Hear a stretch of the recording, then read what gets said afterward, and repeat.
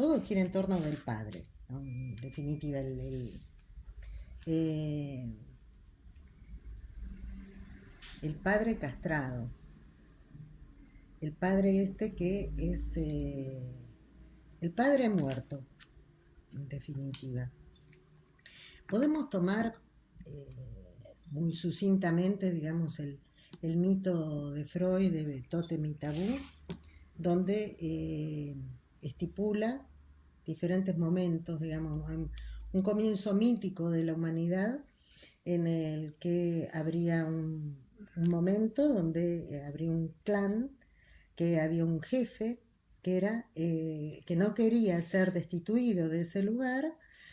Entonces él era el hijo, era el padre, todas las mujeres eran de él, o sea, él gozaba de todas las mujeres, y cuando nacían hijos varones, probablemente por la súplica de la madre, no eran, no eran matados, no los mataba, sino que los castraba y los echaba del clan, de este grupo humano. De esa forma sí seguía, hasta que en un determinado momento estos hijos, los castrados, deciden todos juntos atacar y matar al padre. Matan al padre para destronarlo, y a la vez ellos, esa imagen de ese padre era admirada realmente porque había tenido mucho poder. Entonces, desde una figura canibalística, ellos hacen lo que es el banquete totémico y se lo comen al padre. O sea, es una figura que tratan de incorporarla, hacerla para tener las virtudes que tiene este padre, y a la vez deviene en un dios, ¿no? Un dios, pero que ha pasado por la muerte. O sea, un dios que es, como llamamos en psicoanálisis, un padre simbólico. Obviamente esto es un mito por el origen. Sabemos que los mitos justamente surgen, relato por el origen, porque bueno, no se puede datar un momento de inicio. Entonces, este padre, que es el que pone el límite, digamos, el padre que dice, no, esa mujer no es para vos, algún día tendrás otra. El mito termina con que los hermanos, ¿no?, la fratría, se juntan después del banquete totémico y acuerdan entre ellos que ninguno de ellos va a hacer volver a repetir, digamos, la misma situación. Entonces, la consigna es que las mujeres de este clan tienen que buscar marido en el otro clan, y los maridos de los hombres del otro clan vendrán a buscar. De esta forma se establece una ley y todos se someten a esa ley.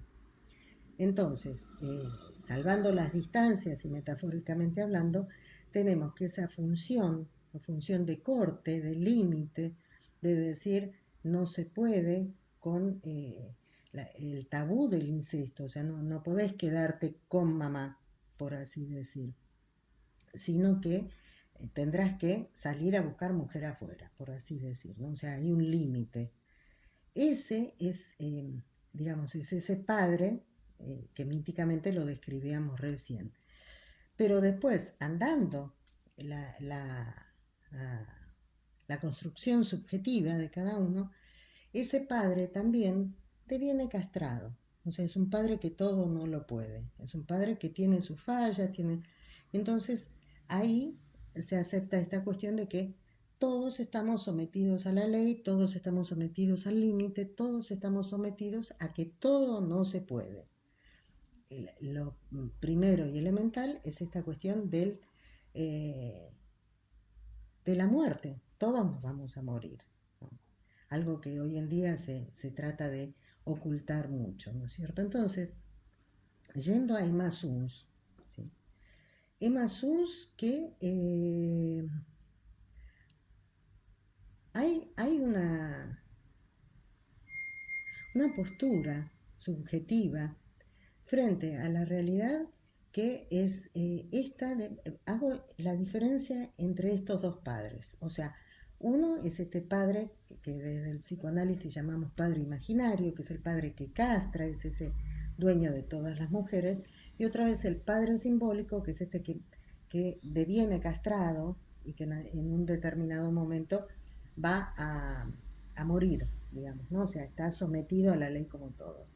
Bueno, hay una postura subjetiva, que es esa, la de fundamentalmente, generalmente se da en las mujeres, que tiene que ver con esta cuestión de tengo que sostener a ese padre, al padre este que marca la ley, este padre todopoderoso, porque si no, yo me desintegro, por así decir. O sea, no puede, de alguna forma, no puede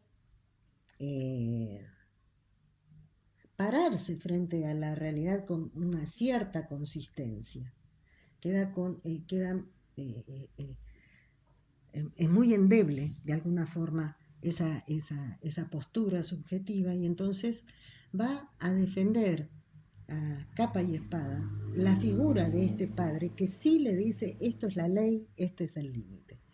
Lo vemos en Emma Suns, como ella decide sostener a ese padre que había sido, para ella, ese padre era el padre todopoderoso, este padre, digamos, del mito, digamos, ¿no? Eh, Había sido, de alguna forma, denigrado por Lowenthal, ¿no? Que lo había llevado a este señor, al padre de Emma, que incluso parece ser que él tuvo que escapar, o sea, que estaba en Brasil, ¿no? Y ella en algún punto habla de un suicidio, ¿no es cierto? Del marido de ella, ¿o no? No, del padre. Del padre de ella. Considerando como suicidio lo que sucedió en Brasil. Claro. Bien. O sea, una familia que este señor vivían en Almagro, o sea, en una zona de Buenos Aires más o menos interesante. Digamos que eran una clase media, un trabajador, pero parece ser bien, digamos, ¿no? Y ahora ella queda como obrera de esta misma empresa. Entonces, el eje de todo esto fundamentalmente es tratar de lavar el nombre, aunque sea para ella. O sea, el padre, a partir de la acción, del accionar de Lowenthal, que lo había defenestrado, que lo había humillado, que lo había puesto mal, digamos, ¿no? Lo había señalado como ladrón, culpabilizado, exactamente. Ese padre que ella tiene, ese padre todopoderoso, por así decir, se lo bajan del pedestal. Y entonces, al bajárselo del pedestal, sucede esta situación que digo, esta postura subjetiva que hace que pierda consistencia. O sea, que no sepa dónde está parada, ¿no? O sea, toda su norte, todo su eje, todo lo que le traía consistencia era este padre. Pero resulta ser que este Lowenthal se lo baja del pedestal.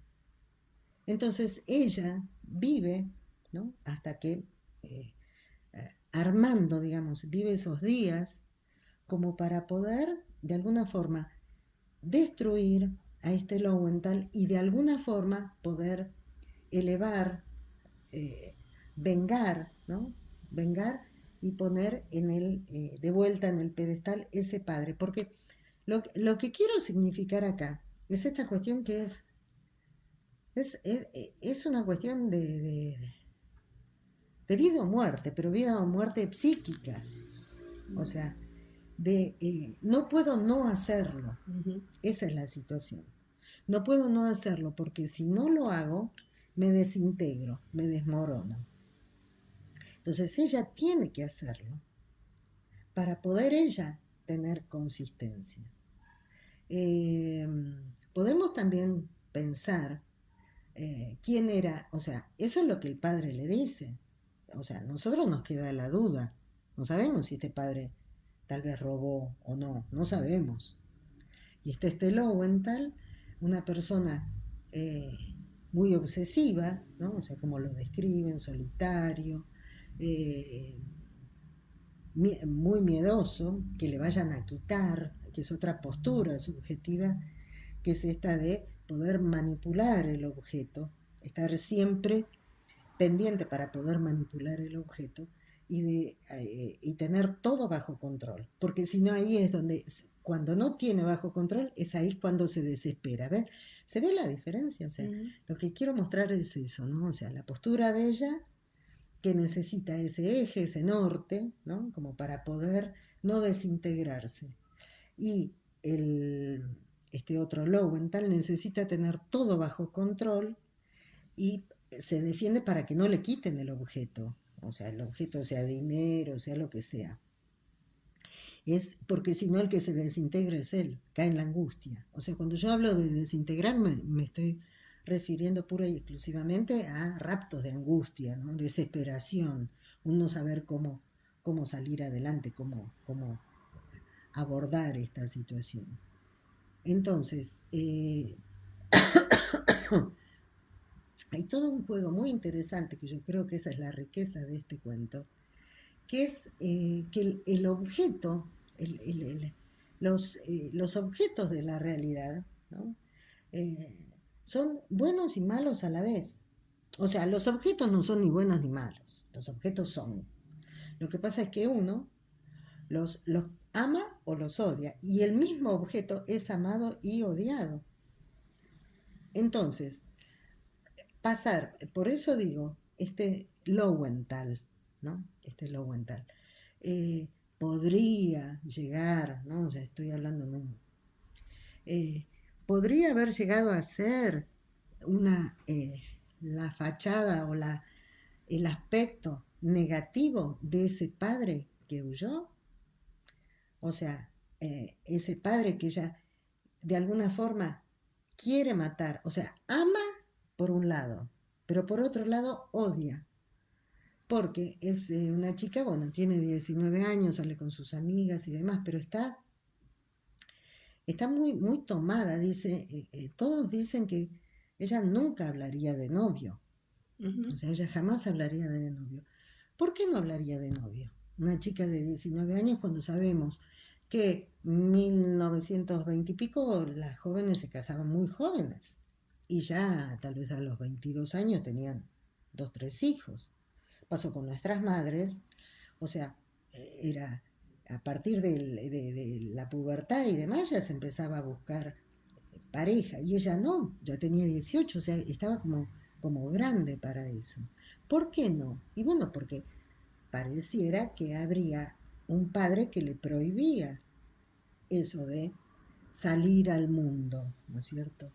Entonces, ese, tal vez ella, o sea, son todas conjeturas y 2 millones de lecturas diferentes podemos hacer, ¿no es cierto? Pero me parece que ella, al matar a Lowenthal, de alguna forma está matando a ese padre que la empujaba al incesto, en el sentido de que no la dejaba salir de la casa. No estoy hablando de que se realice un incesto, una violación, no, estoy hablando del incesto, una relación incestuosa en ese sentido, que la tiene atrapada ahí, que no la deja salir a la vida, ¿no? O sea, sí salir con las amigas, pero no estar pensando en novios, sos demasiado chiquita para andar pensando en esas cosas, nos decían en aquel entonces. Entonces, pareciera que hay un juego ahí, ¿no? O sea, como que todo objeto, como decía, todo objeto de uno es amado y odiado. Entonces, a la vez es amado porque es ese que es mi norte, me guía, y por otro lado está esa faceta negativa, incestuosa, que me retiene y de la que yo me quiero desasir, ¿no? Quiero salir de ahí. Me parece que hay algo de eso en Emma Kunz. Eh, ella era perdón, ella era, incluso va y se acuesta con un marino, ¿no? Que ni siquiera habla el idioma de ella y no busca a uno más joven y tal vez más potable, por así decir, porque no quería enternecerse. O sea, hay algo del orden de la maternidad que ella sí le han permitido que despliegue, por así decir, ¿no? O sea, ella puede llegar a enternecerse como una madre con un hijo, pero lo que sí le habían prohibido era esta cuestión de ser mujer, o sea, de poder acostarse con alguien. Entonces ella, cuando se entera que el padre está muerto, o sea, con la carta esa que le enviaron, ella va y busca al marino al marinero, no sé quién era, que era desagradable, que la toma como una prostituta y que le deja el dinero allí, ¿no? Entonces ella rompe el dinero en ese gesto de decir, no, yo no soy una prostituta, ¿sí? Después se arrepiente, digamos, ¿no? Pero en el primer momento ella rompe el dinero y dice, no, yo no soy una prostituta. Me me quise hacer mujer, ¿no? Por así decir. Y entonces después va y mata al fulano a Lowenthal. Entonces, me parece que está muy, bueno, magistral, ¿no? Borges. Y después, todo el tiempo, a lo largo del cuento está ese lado bueno y lado malo, ¿no? Eso que estoy hablando del objeto que tiene, es amado y odiado, ¿no? O sea, eh, aspectos, habla de culpa, ¿no? O sea, hay, hay virtudes y defectos en los diferentes objetos. ¿Por qué este hombre no se quedó? ¿Por qué se escapó? O sea, hay muchas preguntas. Entonces, bueno, eso es lo que se me ocurre del cuento de Borges. Por otro lado, tenemos las bellísimas estrofas, son estrofas, ¿no? Sí, los versos de Jaime Sabines, que habla, que él es el tronco, el padre es el tronco, y ellos son las ramas, digamos, ¿no es cierto? Entonces, que es un árbol, ¿no? Un árbol, una genealogía, es alguien que nutre, es como ese padre, ¿no? Que digo que da el norte, que marca, que va por la vida, digamos, que me marca la vida, que me permite a la vez ser padre, porque él a su vez tiene hijos, ¿sí? O sea, es un padre simbólico. Es este padre que hoy se muere en el poema, pero sí devino padre muerto en aquel momento de la castración, como decimos, cuando él atravesó, aceptó, atravesar la castración significa esto de poder aceptar los límites, o sea, poder aceptar que todo no se puede, que yo no soy perfecto, ni nadie es perfecto, ¿sí?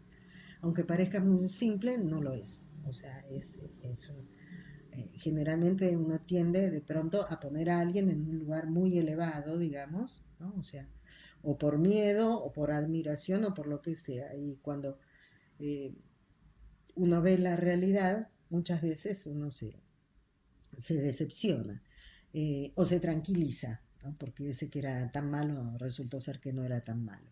Entonces, este padre de Jaime Sabines, muy admirado, muy respetado, ¿sí? Eh, Eje o piedra basal de una genealogía y que ha dejado su marca, ¿no? En todos los descendientes, ¿no es cierto? Y lo explica de una forma bellísima. Él dice que por siempre va a seguir llevando esa marca de él, ¿no? Entonces, uno piensa uno piensa, se imagina un hombre sabio, ¿no? O sea, que escuchaba a su hijo o a sus nietos, que podía escuchar, o sea, asumía que todo no lo sabía, pero que tenía cierta experiencia de vida. Y como eran sus hijos y sus nietos, imagino yo, eran respetados, aceptados en su diferencia, en su individualidad, en su singularidad, entonces creo que estas estos fragmentos de esta poesía, me parece que lo que está hablando es, no te voy a tener más. O sea, no voy a poder sentarme, como decimos acá, a tomar unos mates, ¿no? O sea, no podemos, eh,